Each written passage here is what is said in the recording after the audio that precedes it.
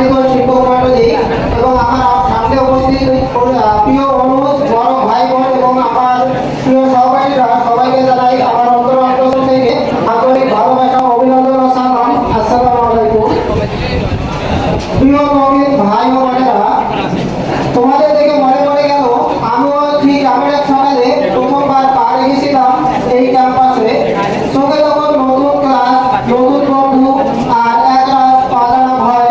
তখনও জানতাম না এই ক্যাম্পাসে একদিন হয়ে উঠবে আমার দ্বিতীয় পরিবার, যেখানে ল্যাবের ধোঁয়া, ক্লাসের তারা আর ক্লাসের ভাগে আড্ডা সব মিলিয়ে গড়ে উঠবে জীবনের সোনালী এক অধ্যায়। তোমরা আমার যাত্রা শুরু করছো ঠিক সেই পথে যেখানে আছে জ্ঞানের আধার। রংপুর পলিটেকনিক ইনস্টিটিউট শুধুমাত্র একটা প্রতিষ্ঠান না, এটা স্বপ্ন গড়ার কারখানা, যেখানে মানুষ গড়ে ওঠে নিঃশব্দে। তোমরা আজ যারা নবী, তোমাদের হয়তো কখনো মনে হবে ক্লাস কঠিন, প্র্যাকটিক্যালের দ্বারা এবং স্যাররা রাগী, কিন্তু মনে রেখো আজকে তোমাদের এই কষ্টগুলোই একদিন ব্রহ্মতার গর্ব হয়ে উঠবে। তোমরা যারা প্রথম সেমিস্টারে আছো, তোমরা মনে রেখো আমরা একদিন তোমাদের জায়গায় ছিলাম। আজ একটু সামনে আসি বলেই বলছি, বন্ধু খোঁজো, গাইড খোঁজো, শেখো, হাসো, এটাই সবাই। তবে এমন বন্ধু খোঁজো না যেই বন্ধুর নিজের ক্যারিয়ারে কোনো ঠিক নাই, যেই বন্ধুর ফিউচার নিয়ে কোনো চিন্তা নাই।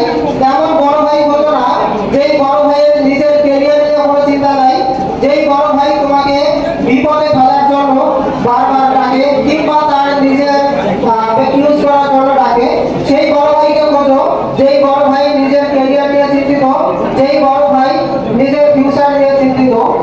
আমার সামনে উপস্থিত প্রিয় সহপাঠীরা, তোমাদের দেখে মনে পড়ে গেল আমরা তখন তাদের চোখ ভরা স্বপ্ন ছিল, বুক ভাই ছিল, আমাদের ক্যাম্পাসের দিল্লি ধরা মনে হয়েছিল এক একটা রহস্যের ব্যাপার। কিন্তু সময় বাড়াতে আজ বুঝতে পেরেছি এই ক্যাম্পাস শুধু বইয়ের নয়, এই ক্যাম্পাস জীবন শিক্ষার একটা কারখানা। প্রিয় সহপাঠী, আমার সামনে উপস্থিত বড় ভাই বোন ও বন্ধুরা এবং আমার পাশে উপস্থিত সম্মানিত শিক্ষকরা, সামনের দিনে আমরাও পাবো, আমাদেরকেও এই ক্যাম্পাস ছেড়ে চলে যেতে হবে। আপনারা আমাদের জন্য দোয়া রাখবেন, আমরা যেন বের হয়ে এই ক্যাম্পাসের গর্ব হতে পারি। আমরা যেহেতু পঞ্চম সেমিস্টার, আমরা এই সৌভাগ্যবান যে আমরা নবীকরণ পেয়েছিলাম।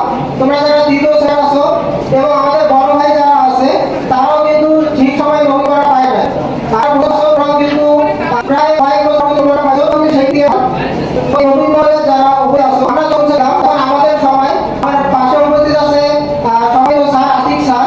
তো তিনি আমাদেরকে একটা কথা বলছিলেন, সেটা হচ্ছে আমরা যখন নতুন নতুন ক্যাম্পাসে আসি তখন কিন্তু আমরা রঙের সাথে তাল মিলিয়ে চলি।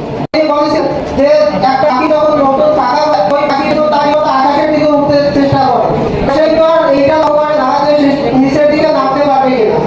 তো একটা পাখি যতই উপরে উঠতে থাকুক না কেন, একটা সময় যদি তার ডানাটা ভেঙে যায়, তখন এমন ভাবে সে নিচের দিকে পড়ে যায়, তখন কিন্তু সে আর উঠে দাঁড়াতে পারে না। তার আমরা একটা নিচু স্থান থেকে যদি পড়ে যাই, তাহলে যতটুকু আঘাত পাবো, আমরা যদি তার চেয়ে বেশি উঁচু স্থান থেকে পড়ে যাই, তার থেকেও কিন্তু অনেক বেশি আঘাত পেয়ে যাবো। সুতরাং রঙের সাথে তাল মিলিয়ে চলতে গেলেও আমাদের এমন একটা উচ্চতা পর্যন্ত থাকা লাগবে, যে উচ্চতা থেকে আমরা পড়ে গেলেও আমরা যেন আবার নতুন করে ঘুরে দাঁড়াতে পারি। এখানে আমরা যারা আছি আমাদের প্রত্যেকেরই কিন্তু মূল্য আছে। তো এই আমরা অন্যের কাছে কিভাবে মূল্যায়িত হব, এটা কিন্তু আমাদের নিজেদের উপর ডিপেন্ড করে। আমরা অন্যদের কাছে নিজেদেরকে কিভাবে উপস্থাপন করতে পারতেছি, এর উপর ভিত্তি করে কিন্তু অন্যরা আমাদেরকে মূল্যায়িত করবে। সুতরাং এখানে যারা আছি সবারই মূল্য আছে। আমরা চেষ্টা করবো আমাদেরকে অন্যদের সামনে সঠিকভাবে উপস্থাপন